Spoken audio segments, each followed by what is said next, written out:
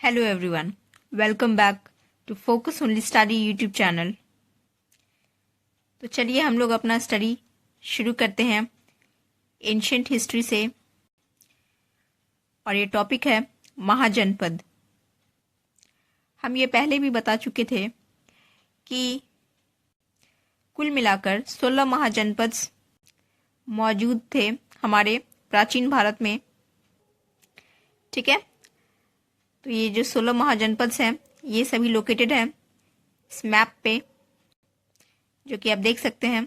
ठीक है, कौन कौन से थे ये 16 महाजनपद, बस एक बार नाम देख लेना है। ठीक है, ताकि ऑप्शन आए तो उसमें एलिमिनेट करने में आसानी हो जाए। ठीक है, तो ये थे अंग, असक, अवंती, चेदी, गंधारा, काशी, कंबोजा, कुशाल, कुरु, मगध, मल्ला, मच्छा या मत्स्य, पंचाल, सुरसेन, भज्जी या उसी को भ्रिजी कहते थे, वत्सा या वामसा। ठीक है, आप लोग इस मैप को जूम करके देख लेंगे कि इन महाजनपद का लोकेशन क्या है, कौन से राज्य में आज के डेट में ये लोकेटेड थे। ठीक है, अब इसमें से कुछ मुख्य महाजनपद की बात करें तो मुख्य रूप से 3 महाजनपद हमारे एग्जामिनेशन में पूछे जाते हैं। ठीक है, पहला है अंग। ठीक है, ये जो अंगा था ये आज का जो मॉडर्न डिस्ट्रिक्ट है बिहार का, मुंगेर और भागलपुर, इसको कवर अप करता था अंग महाजनपद। ठीक है, इसका कैपिटल हुआ करता था चंपा। ठीक है, इसका चंपा का पुराना नाम था मालिनी। ठीक है, आगे हम लोग देखने वाले हैं कि ह्वेनसांग ने इसको चंपा कह के बुलाया था, और ये चंपा जो है वो इसकी राजधानी थी अंग महाजनपद की, और ये लोकेटेड था गंगा और चंपा नदी के संगम स्थल पर। ठीक है, इसका एक और इम्पोर्टेंस ये था कि चंपा जो था ये एक बहुत ही इम्पोर्टेंट महत्वपूर्ण व्यापार केंद्र था, एक बहुत ही इम्पोर्टेंट कमर्शियल सेंटर था। ठीक है, जहाँ से व्यापारी स्वर्ण भूमि, जो कि मॉडर्न डे इंडोनेशिया है, वहाँ तक के क्षेत्र तक यहाँ से व्यापार होता था। ठीक है, आसान शब्दों में कहें तो भारत और स्वर्ण भूमि के व्यापारिक रूट में चंपा एक महत्वपूर्ण कमर्शियल सेंटर था। ठीक है, नेक्स्ट देखते हैं भज्जी। भज्जी की बात करें तो यह महाजनपद गंगा के उत्तरी क्षेत्र में मौजूद था। आज के डेट में देखें तो तिरहुत डिवीजन में ये आएगा। ठीक है, और दरअसल भज्जी महाजनपद कुछ कुलों का संघ था, जैसे 8 से 9 लिच्छवी कुल, विदेह कुल, जंत्रिका कुल और भज्जी या भ्रिजी। ठीक है, तो ये सब बेसिकली क्या थे, छोटे छोटे कुल थे, या इसी को आप संघ कह सकते हैं। ये सब छोटे छोटे संघ थे। ठीक है, जो कि मिलकर यह महाजनपद को बना रहे थे। ठीक है, तो भज्जी या भ्रिजी महाजनपद बहुत सारे छोटे छोटे राज्यों को मिलकर निर्माण किया गया था। ठीक है, इसका राजधानी वैशाली थी, जो कि आज के डेट में बसाठ गांव है। ठीक है, इसके राजा चेतक थे। राजा चेतक त्रिशला, जो कि महावीर भगवान की माता जी थी, तो महारानी त्रिशला के वो भाई थे। ठीक है, राजा चेतक, और राजा चेतक चेलेना के पिता भी थे। कौन थी चेलेना? तो राजा बिंबिसार की धर्मपत्नी। क्लियर है। यहाँ पर भज्जी के बारे में आप सभी को ये पता होगा कि भज्जी संघ वैशाली जो था वो दुनिया का सबसे पहला गणतंत्र था। ठीक है, world's first republic was Bhajji. Next है मगध। मॉडर्न डे पटना और गया के क्षेत्र को ही मगध महाजनपद में कवर किया जाता है। ठीक है, इसकी राजधानी थी राजगीर या इसका पुराना नाम था गिरिवराज। ठीक है, इसके बारे में हम लोग अभी आगे देखते हैं। ठीक है, पहला देखते हैं अंग। अंग महाजनपद। अंग महाजनपद के बारे में चर्चा जो है अथर्ववेद में किया गया है। ठीक है, और बुद्धिस्ट टेक्स्ट अंगतुरा निकाय और जातक टेल्स, ठीक है, इसमें भी अंग महाजनपद की चर्चाएं मिलती हैं। ठीक है, अंग महाजनपद का राजधानी मालिनी हुआ करता था, जिसका नाम बाद में चंपा रख दिया गया। ह्वेनसांग ने इसको चंपा कह के पुकारा था। ठीक है, और राजधानी चंपा जो था वो पॉटरी के लिए बहुत ज़्यादा फेमस था। ठीक है, खासकर NBPW यानी नॉर्दर्न ब्लैक पॉलिश्ड वेयर के लिए काफ़ी प्रसिद्ध था। अंग महाजनपद के राजा ब्रह्मदत्त को मारने के बाद बिंबिसार के द्वारा अंग महाजनपद को मगध में मर्ज कर दिया गया। आगे देखते हैं भज्जी। भज्जी महाजनपद की चर्चाएं हमें जैन ग्रंथ भगवती सूत्र और बौद्ध ग्रंथ अंगुत्तरा निकाय से मिलता है। इस महाजनपद का नाम भज्जी क्यों पड़ा? तो इसका कारण है इस महाजनपद पर शासन करने वाले एक कुल या संघ का नाम था भज्जी या भ्रिजी। उसी से इस महाजनपद का नामकरण किया गया है। क्लियर है। गंडक नदी भज्जी महाजनपद की मुख्य पानी का स्रोत माना जाता है और गंडक नदी ही भज्जी महाजनपद को मल्ला और कौशल महाजनपद से अलग करती है। वैशाली के अलावा भी भज्जी महाजनपद के पास बहुत सारी प्रमुख शहरें मौजूद थीं, जैसे कि हाथी गुम्फा, कुंडपुरा, भोगनगर। भज्जी महाजनपद यह दुनिया का पहला गणतंत्र था, जो कि बहुत सारे छोटे छोटे संघों से मिलकर बना हुआ था। ठीक है, करीब 7 से 8 संघ इसमें शामिल थे, जिनके नाम हैं उग्रा, भोगा, जंत्रिका, विदेह, कौरव, लिच्छवी और भज्जी। ठीक है, तो ये सब छोटे छोटे संघ थे जिससे मिलकर ये भज्जी महाजनपद का निर्माण हुआ था। ठीक है, जो कि गणतांत्रिक महासंघ था। क्लियर है। कभी कभार क्वेश्चंस पूछा जाता है कि बताइए बुद्ध के समय कौन कौन से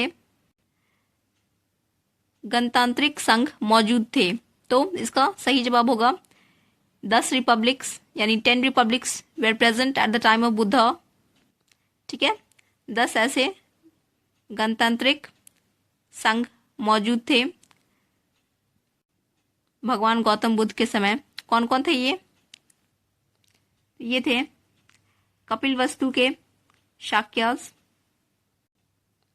हाँ, ये वही जगह है जहां पर भगवान बुद्ध का जन्म हुआ था, कपिलवस्तु।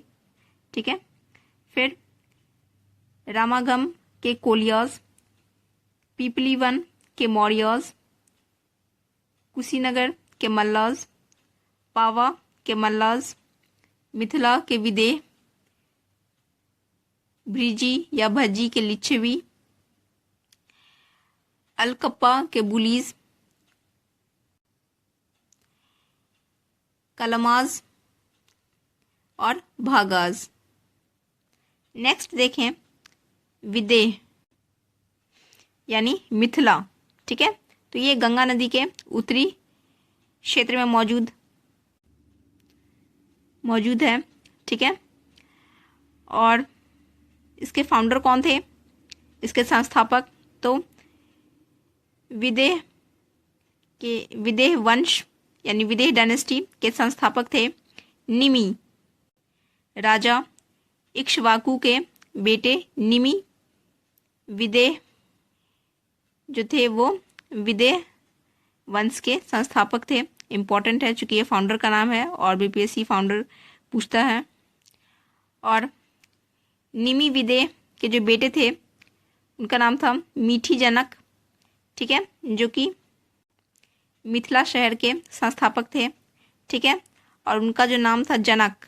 ठीक है, मीठी जनक में जो जनक टाइटल था वही जो है इस पूरे वंश का एक वंशानुगत नाम बन गया। ठीक है, और उनके सभी उत्तराधिकारी जनक के नाम से प्रसिद्ध हो गए। उन्हें जनक के अलावा विदेह या मिथिलाज के नाम से भी जाना जाता था। ठीक है, विदेह के राजधानी मिथिला क्षेत्र हुआ करती थी। इसी क्षेत्र से माता सीता का जन्म हुआ, इसीलिए माता सीता को मिथिला की बेटी कहा जाता है। अब देखते हैं मगध महाजनपद के बारे में। 16 महाजनपद में से सबसे ताकतवर महाजनपद मगध को माना जाता था। इसके 2 कैपिटल्स यानी राजधानी थी। पुरानी राजधानी को गिरिवराज, जो कि आज के डेट में राजगीर के नाम से जाना जाता है, और नई राजधानी पाटलिपुत्रा, जिसका पुराना नाम कुसुमपुर या पुष्पापुर हुआ करता था। मगध साम्राज्य चारों तरफ से घिरा हुआ है नदियों और पहाड़ों से। पूरब में चंपा नदी, पश्चिम में सोन नदी, उत्तर में गंगा नदी और दक्षिण में विंध्या माउंटेन रेंज। मगध साम्राज्य का उदय बिंबिसार के नेतृत्व में हुआ, जो कि हर्यंक वंश के राजा थे। मगध साम्राज्य के बारे में डिटेल्स बौद्ध ग्रंथ अंगतुरा निकाय से पता चलता है। अब देखते हैं मगध साम्राज्य के बारे में। हिंदू ग्रंथ पुराण के हिसाब से अगर हम देखें तो पहला एम्पायर जो था मगध का, यानी मगध पे राज करने वाला जो पहला साम्राज्य था, वो था बृहद्रथ डायनेस्टी, यानी बृहद्रथ का वंश। बृहद्रथ डायनेस्टी के पहले शासक थे जरासंध, जिसके बारे में डिटेल इन्फॉर्मेशन हमें महाभारत से प्राप्त होता है। मगध साम्राज्य के बारे में अगर हम देखें तो इसमें मुख्य रूप से 3 वंशों ने राज किया: हर्यंक डायनेस्टी, शिशुनाग डायनेस्टी और नंदा डायनेस्टी। हर्यंक डायनेस्टी के संस्थापक थे राजा बिंबिसार। राजा बिंबिसार की बात करें तो वो पहले राजा थे जिनके पास अपनी एक स्थायी सेना थी। That means Bimbisara was the first king to have a standing army. राजा बिंबिसार की 3 पत्नियां थीं। पहली रानी थी रानी कौशल देवी। वे बिंबिसार की पहली पत्नी थी। वे कौशल के राजा महाकौशल की बेटी और प्रसेनजीत की बहन थी। दूसरी रानी का नाम था चेलेना। वे बिंबिसार की दूसरी पत्नी थी। वे वैशाली की लिच्छवी राजकुमारी और जैन राजा चेतक की बेटी थी। इन्होंने ही अजात शत्रु को जन्म दिया था।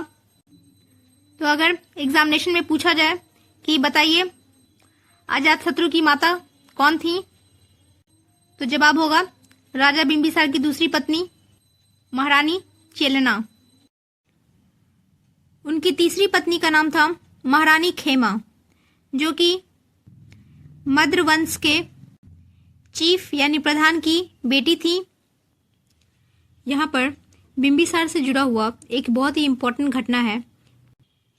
जब उज्जैन के महाराज चंद प्रद्योत जॉन्डिस से सफ़र कर रहे थे, तब अवंती के राजा के रिक्वेस्ट करने पर बिंबिसार ने अपने राजवैद्य जीवक को प्रद्योत के इलाज करने के लिए उज्जैन भेजा। तो ये क्वेश्चन पूछा जाता है, ठीक है, और पूछा भी जा चुका है, PYQ में है कि जीवक किस राजा के राजवैद्य थे, ठीक है। तो इसका सही जवाब होगा राजा बिंबिसार। एक और इम्पोर्टेंट पॉइंट है यहाँ कि गंधार के जो राजा थे पुकुसती, उन्होंने अपना दूतावास भेजा था बिंबिसार के कोर्ट में। बिंबिसार के गुजरने के बाद नेक्स्ट राजा उनके बेटे अजातशत्रु बने। आप सभी को पता होगा कि अजातशत्रु ने अपने पिता बिंबिसार की हत्या कर दी थी। उसी तरह अजातशत्रु के बेटे उदयन ने भी अपने पिता की हत्या की थी राजा बनने के लिए। बिंबिसार की जो पहली पत्नी थी कौशल देवी, उन्होंने अपने दहेज में काशी गांव को अपने दहेज में साथ लिया था। कहने का मतलब है कि कौशल देवी के पिताजी ने काशी गांव को दहेज स्वरूप बिंबिसार को भेंट कर दिया था।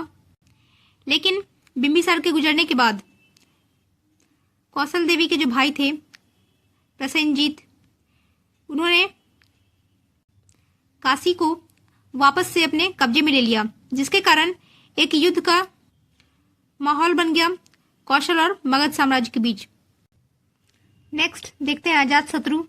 अजातशत्रु का सबसे बड़ा अचीवमेंट ये था कि उसने कौशल और मगध साम्राज्य के बीच में छिड़े युद्ध को शांत किया, राजा प्रसेनजीत को हराया और काशी को वापस से मगध में जोड़ लिया। अजातशत्रु ने प्रसेनजीत की बेटी वजीरा से विवाह भी किया।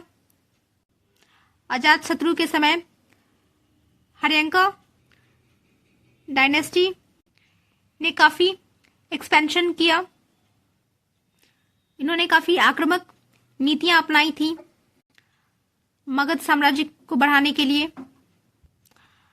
अजातशत्रु के शासनकाल के समय ही भगवान बुद्ध की मृत्यु हुई थी और अजातशत्रु ने ही पहला बुद्धिस्ट काउंसिल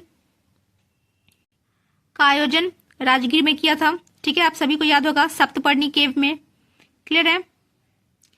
अजातशत्रु ने वैशाली पर भी हमला किया था। उन्होंने लिच्छवीज के संघ को तोड़ दिया था। जैन ग्रंथ की माने तो अजातशत्रु ने अपने युद्ध के दौरान 2 हथियारों का प्रयोग किया था। ये दोनों हथियार किसी भी युद्ध में पहली बार प्रयोग में लाए गए थे। पहला था कैटापुल्ट, जिसे गुलेल कहा जाता है। जैन ग्रंथ में इसे महाशिला कंटक के नाम से बोला गया है। और दूसरा हथियार था कवर्ड चैरियट, यानी ढका हुआ रथ, जिसका नाम रथ मूसल है जैन ग्रंथों में, ठीक है। तो ये इंपॉर्टेंट है, पूछा जा सकता है एग्जामिनेशन में कि बताइए गुलेल का उपयोग युद्ध में किस राजा के शासनकाल में हुआ था। तो आंसर होगा अजातशत्रु। या किस मगध साम्राज्य के वंश में इस हथियार का प्रयोग किया था। तो आंसर होगा हर्यंक वंश, ठीक है, हर्यंका डायनेस्टी। नेक्स्ट था उदयन। उदयन कौन थे? मैंने बताया अजातशत्रु के पुत्र थे, ठीक है। उन्होंने किला बनाया था गंगा और सोन नदी के संगम स्थल पर पटना में। क्लियर है। उन्होंने ही राजधानी ट्रांसफर करा था राजगीर से पाटलिपुत्रा। क्लियर है। तो आज जो आप पटना देख रहे हैं, तो इस पटना को कैपिटल बनाने वाले कौन थे? उदयन। क्लियर। उस समय पटना नहीं था, बल्कि इसका नाम था पाटलिपुत्रा। क्लियर है। नेक्स्ट देखते हैं शिशुनाग डायनेस्टी, यानी शिशुनाग वंश। ठीक है। शिशुनाग वंश में दो प्रमुख राजा थे, शिशुनाग और दूसरा काल अशोक।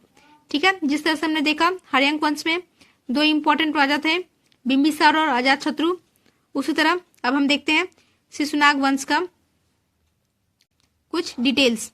ठीक है। पहला देखते हैं शिशुनाग। वो बनारस के वाइसरॉय थे। ठीक है। That is high ranking official थे। ठीक है। जिसको अमात्य कहा जाता है। इन्होंने शिशुनाग ने टेम्पोरली कैपिटल को पाटलिपुत्रा से उठाकर वैशाली शिफ्ट कर दिया। शिशुनाग का ये अचीवमेंट था कि उसने अवंती को मगध साम्राज्य का पार्ट बना लिया। नेक्स्ट काल अशोक के बारे में देखते हैं। तो काल अशोक को काकवर्ण के नाम से भी जाना जाता था। ठीक है। पुराणों के अकॉर्डिंग काल अशोक ने वापस से कैपिटल जो है वैशाली से पाटलिपुत्रा शिफ्ट कर दिया। आप लोग को याद होगा दूसरा बौद्ध संगति। ठीक है। सेकंड बुद्धिस्ट काउंसिल काल अशोक के समय में भी हुआ था वैशाली के क्षेत्र में 383 BC में। काल अशोक की हत्या कर दी गई थी महापद्म नंदा के द्वारा। ठीक है। और महापद्म नंद ने नंद वंश की स्थापना कर दी। ठीक है। अब ये जो नंदा डायनेस्टी था, ठीक है, नंद वंश था, ये पहला नॉन क्षेत्रीय क्षत्रिय डायनेस्टी था। ठीक है। पता होगा आप लोगों को कि पहले 4 वर्ण हुआ करते थे। ठीक है। ब्राह्मण, क्षत्रिय, वैश्य और शूद्र। ठीक है। तो जनरली जो क्षत्रिय वंश के होते थे वही राजा और किसी भी साम्राज्य के आधिपत्य होते थे। ठीक है। लेकिन ये जो नंद वंश था वो पहला नॉन क्षत्रिय वंश था। ठीक है। नंद वंश के राजा बहुत बड़ी आर्मी मेंटेन करते थे, जैसे कि 2 लाख पैदल सेना, 60,000 घुड़सवार, 3,000 से 6,000 के बीच लड़ाकू हाथी की सेना। इनफैक्ट नंद वंश के राजा मगध साम्राज्य पर शासन करने वाले सभी राजाओं में से सबसे ज्यादा पावरफुल साबित हुए। ठीक है। आइए देखते हैं कौन कौन से राजा नंद वंश के अंतर्गत आते हैं। तो इसमें सबसे पहला नाम आता है इसके संस्थापक महापद्म नंद की। ठीक है। उन्हें एकारट, एक छत्र, उग्रसेन आदि नामों से भी जाना जाता है। उन्होंने अपने समकालीन बहुत सारे क्षत्रिय राजाओं का साम्राज्य नष्ट किया और उस पर विजय प्राप्त की। यहाँ एक बहुत ही इम्पोर्टेंट पॉइंट लिखा है कि राजा खारवेल के हाथी गुम्फा अभिलेख से यह पता चलता है कि महापद्म नंद ने कलिंगा पे विजय हासिल की थी। ठीक है। तो ऐसा नहीं है कि केवल राजा अशोक ने ही जो है, सम्राट अशोक ने ही कलिंगा पर विजय प्राप्त किए, बल्कि महाराज महापद्म नंद ने भी कलिंगा पर जीत हासिल की थी। और सिर्फ इतना ही नहीं, कलिंगा से उन्होंने जीत के स्वरूप के रूप में एक विक्ट्री ट्रॉफी के रूप में जिनकी प्रतिमा, जो कि जैन धर्म से जुड़ी हुई है, वो भी तोहफा के रूप में मगध साम्राज्य लेके आए थे। कलिंगा आज के डेट में उड़ीसा है। महापद नंद ने एक बहुत ही इफेक्टिव टैक्सेशन सिस्टम भी लगाया था, जिससे कि वो लार्ज आर्मी को मेंटेन कर सकें। ठीक है, जितना ज़्यादा कर वसूला जाएगा उतना ही अच्छे से आर्मी की देखभाल हो सकेगी। ठीक है, नीचे में देखिए कितना अच्छा पॉइंट लिखा हुआ है कि both Gautam Buddha and Mahavira died during the reign of Ajatashatru. मतलब अजात शत्रु के शासनकाल के समय ही गौतम बुद्ध और महावीर दोनों की मृत्यु हुई थी। ठीक है, और आपको तो पता ही होगा, मैंने बताया है कि बिंबिसार और अजात शत्रु दोनों के समय में ही भगवान गौतम बुद्ध और महावीर समकालीन थे। ठीक है, कॉन्टेम्पोररीज थे। नेक्स्ट देखते हैं धनानंद के बारे में। धनानंद नंद वंश के लास्ट शासक थे। इन्हीं के शासनकाल के दौरान Alexander north west frontier province यानी भारत के उत्तरी पश्चिमी क्षेत्र में आए थे। धनानंद को अग्रमे या जैंड्रमे के नाम से भी जाना जाता है और वो सिकंदर के समकालीन थे। Dhanananda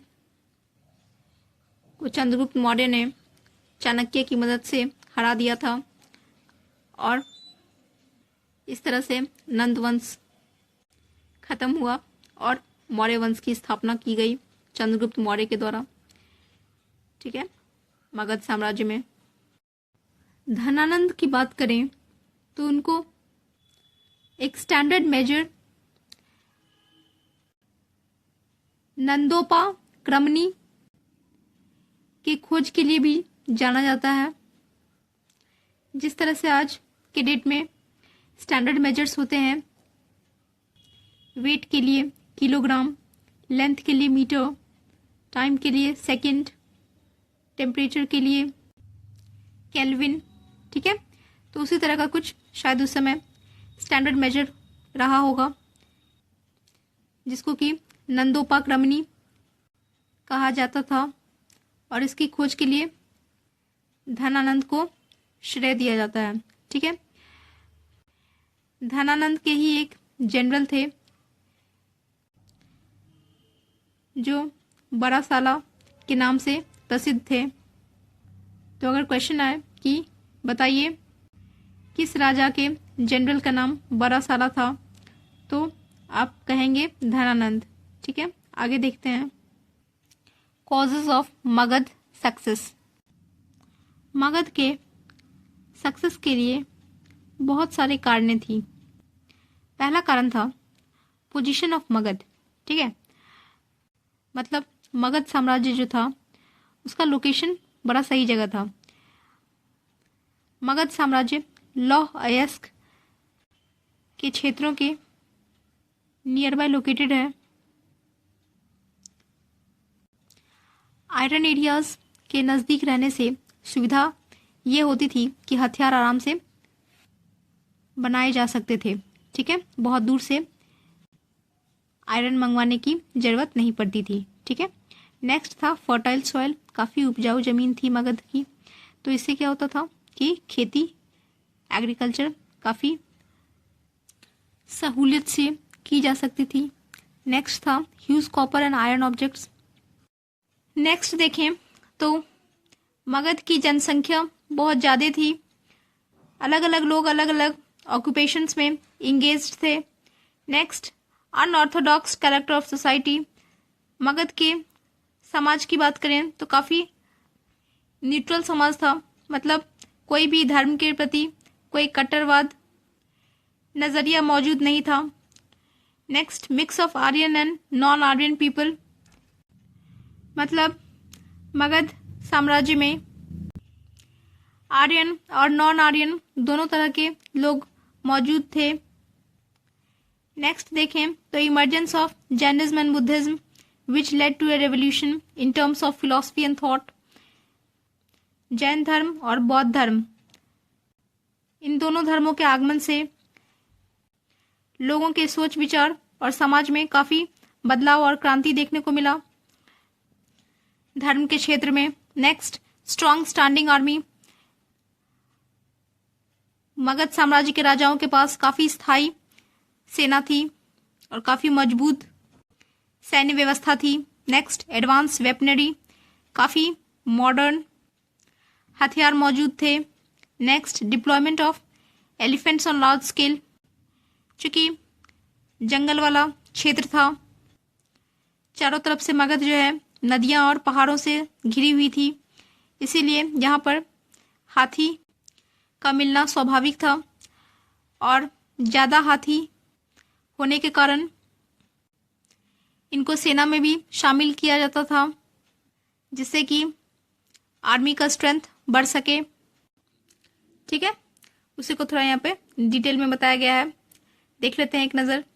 Magadh was close and had control over rich iron deposits found around south Bihar. ठीक है, तो दक्षिणी बिहार में बहुत ज्यादा आयरन डिपॉजिट्स आज के डेट में भी मौजूद है, अगर हम झारखंड की बात करें तो। ठीक है, तो वही बोल रहा है कि मगध का पूरा नियंत्रण जो था वो इन लौह अयस्क से जुड़े क्षेत्रों पर था। ठीक है, इनके वेपन्स हथियार जो थे वो काफी सुपीरियर और इफेक्टिव हुआ करते थे। Magadh capitals of Pataliputra and Rajgir were situated at strategic location. ठीक है, मगध की जो राजधानी थी, चाहे वो पुरानी राजधानी राजगीर की बात करें या नई राजधानी पाटलिपुत्रा की बात करें, तो दोनों ही काफी स्ट्रेटेजिक लोकेशन पे सिचुएटेड थी। ठीक है, जहां से चारों ओर राज्यों पर, आसपास के पड़ोसी राज्यों पर नजर रखा जा सकता था। ठीक है, उसके बाद Pataliputra was like a water fort as it was situated at the confluence of Son and Ganga rivers. Pataliputra जो था एक तरह का पानी में बना हुआ किला था, क्योंकि वो सोन और गंगा नदी के संगम स्थल पर सिचुएटेड था। नेक्स्ट, राजगीर और गिरिवराज वॉज सराउंडेड बाय 5 हिल्स। ठीक है, जो पुरानी राजधानी थी राजगीर, ठीक है, जिसको गिरिवराज कहा जाता था, वो 5 पहाड़ियों से घिरा हुआ था, जिससे कि वो नेचुरली फोर्टिफाइड था, मतलब उसे किलाबंदी करने की कोई जरूरत ही नहीं थी, क्योंकि 5 पहाड़ियों ने उसे प्राकृतिक रूप से किलाबंदी कर रखा था। ठीक है, यानी 5 पहाड़ी जो है वो चारों तरफ से उसे घेरे हुए था, जिससे कि उस पर कोई भी बाहरी राज्य आसानी से आक्रमण न कर पाता था। मगध चूंकि गंगा के मैदानी क्षेत्र के बीचों बीच सिचुएटेड था और इसके पास काफ़ी उपजाऊ जमीन थी, एलुवियल सॉइल था, और यहाँ पे काफ़ी अधिक मात्रा में बारिश होती थी, जिससे कि यहाँ पर खेती बहुत ज़्यादा पैमाने पे की जाती थी। ठीक है, और अच्छी खेती होने के कारण अनाज भी अच्छा निकलता था, जिससे कि एक बड़ी स्थायी सेना को खिलाना काफ़ी आसान होता था। और तो और दक्षिण की तरफ जो घने जंगल थे उसमें मौजूद हाथी और लकड़ियाँ एडवांटेज देता था मगध को।